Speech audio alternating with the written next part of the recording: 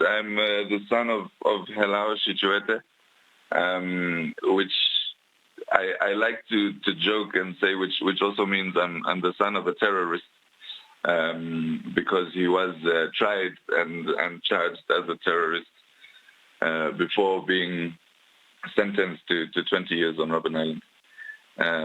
But I'm also just a citizen of the world, a human being, just a regular person. Now, you recently accompanied the former prisoners from Namibia to Robben Island, representing your father, of course. What made you part of the delegation, and how significant was this trip for you?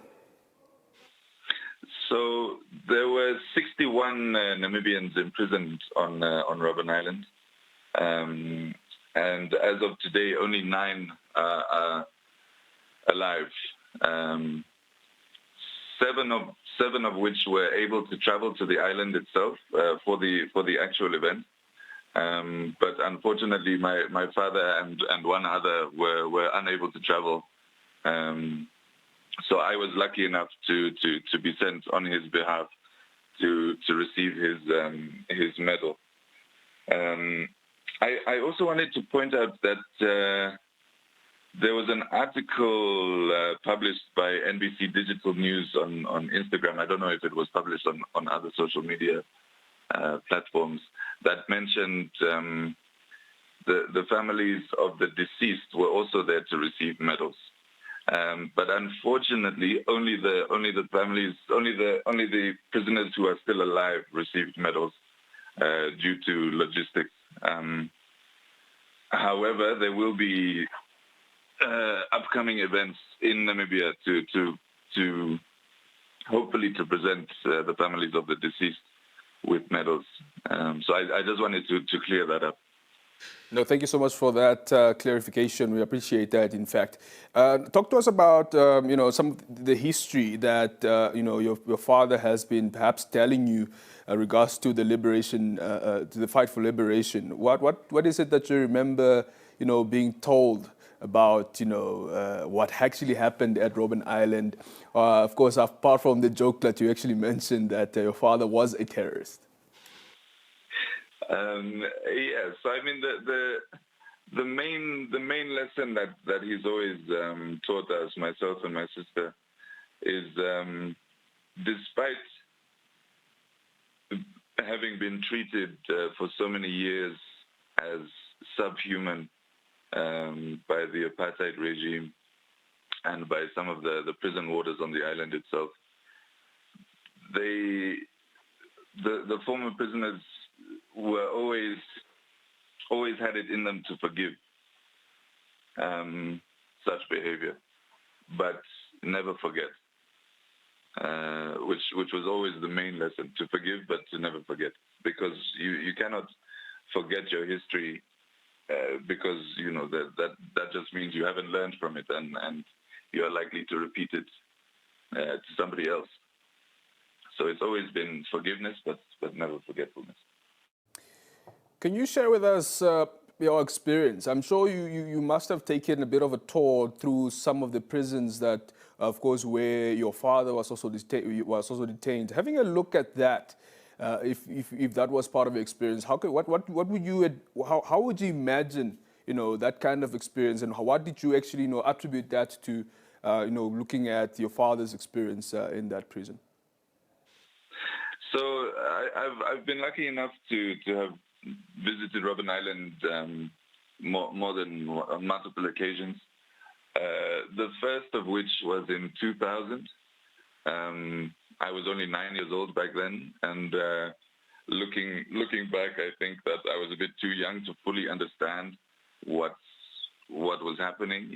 What the place meant, and what my father's experience meant, or what my father's experience was, rather, at the time. But I was also lucky enough to visit Robben Island again last year as a 33-year-old, which is around the same age that my father was when he was actually imprisoned on the island.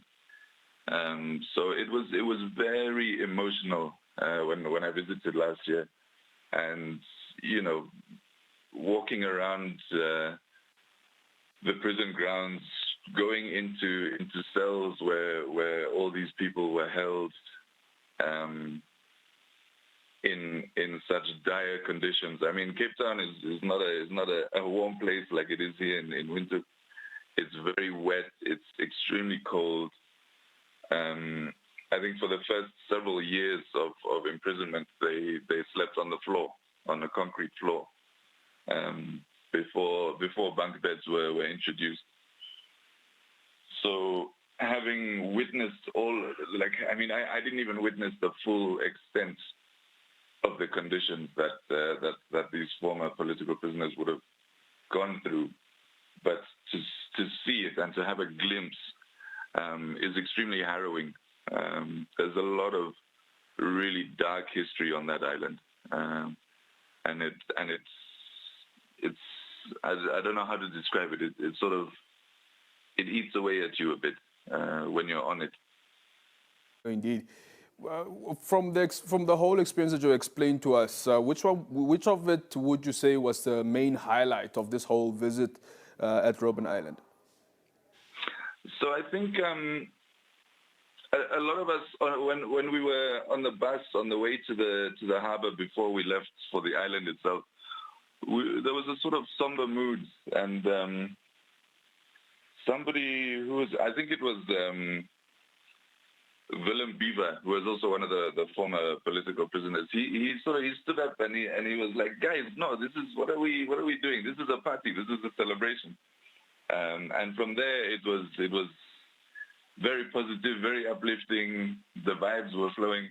So to see all these former political prisoners who had suffered for so many years, being able to come back to a place where they were tortured, treated as subhuman, dehumanized for so long, and laugh and joke with each other. I think that was the main highlight for me, to see the reunion of the prisoners themselves. What would you say to young people, especially who are coming up and would love to, of course, know more about the history of Robben Island? How would you encourage them to actually respect what has happened to those that, of course, have the deceased, and those that are still alive but still have had that experience of Robben Island? What would you say to the young people? To the youth, I would say, talk to your teachers. Your teachers need to educate you more. And now I'm also talking directly to teachers across Namibia. There isn't enough education on our own history of independence, our own fight for freedom. We're taught all of this European history, which is, most of it is irrelevant to us, if I'm being honest. But also talk to the guys that are still alive. There are only 9 of them left, and their stories need to be heard and archived and listened to. Make the effort to do research. There is some information out there. Unfortunately, not nearly enough. But there's always more that we can do.